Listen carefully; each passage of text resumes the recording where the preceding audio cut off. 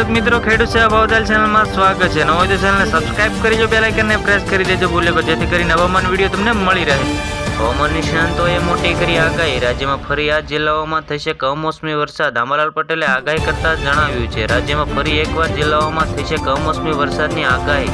હવામાન નિષ્ણાંત આંબાલાલ પટેલે રાજ્યમાં ફરી એકવાર કમોસમી વરસાદની આગાહી કરી છે, જે દક્ષિણ ગુજરાતના સૌરાષ્ટ્રમાં વરસાદનો અનુમાન વ્યક્ત કર્યો છે। આંબાલાલ પટેલે સૌથી મોટી આગાહી કરતા જણાવ્યું છે, ફરી એકવાર કમોસમી વરસાદનું અનુમાન વ્યક્ત કર્યું છે, જે હવામાન નિષ્ણાંત આંબાલાલ પટેલે સૌથી મોટી આગાહી કરતા જણાવ્યું છે। હવામાન નિષ્ણાંત આંબાલાલ પટેલે એકવાર રાજ્યમાં કમોસમી વરસાદનું અનુમાન વ્યક્ત કર્યું છે, જે દક્ષિણ ગુજરાતના સૌરાષ્ટ્રના વરસાદની આગાહી કરી છે। જે આંબાલાલ પટેલે અમુક મુજબ રાજ્યમાં માર્ચના અંતમાં અને એપ્રિલમાં ભારે પવન વરસાદ શક્યતા વ્યક્ત કરી છે। જે આંબાલાલ પટેલે મોટી આગાહી વ્યક્ત કરી છે, જે વરસાદ અમુક વ્યક્ત કર્યા છે, જે દક્ષિણ ગુજરાતના સૌરાષ્ટ્ર વરસાદી માહોલ છવાઈ શકે છે।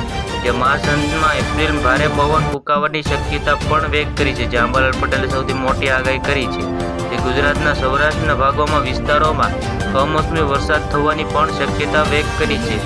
હવામાન વિભાગે પૂર્વ દક્ષિણ ભારતના 7 રાજ્યોમાં લઈને ચેતવણી જાહેર કરી છે, જે આ રાજ્યોમાં આગામી 3 દિવસ વરસાદ અને જોરદાર તોફાન આવવાની શક્યતા પણ વ્યક્ત કરી છે। જે હવામાન વિભાગ પૂર્વ દક્ષિણ ભારતીય 7 રાજ્યોને લઈને ચેતવણી જાહેર કરતા જણાવ્યું છે, જે રાજ્યમાં આગામી 3 દિવસ ભારે વરસાદ અને તોફાન થવાની શક્યતા વ્યક્ત કરી છે।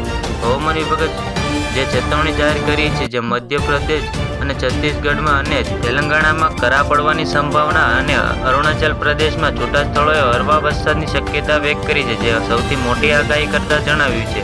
જે અરુણાચલ પ્રદેશમાં કરા પડવાની શક્યતા પણ વ્યક્ત કરતા જણાવ્યું છે, અને 19 થી 20 માર્ચ ઓડિશા અને આંધ્રપ્રદેશમાં પણ કરા પડવાની શક્યતા છે, અને તોફાન આંધી જોવાની શક્યતા મળવાની શક્યતા છે। આવી જ રીતે ફરી મળીએ, જોતા રહો ખેડૂત સેવા ભાવતાલ યુટ્યુબ।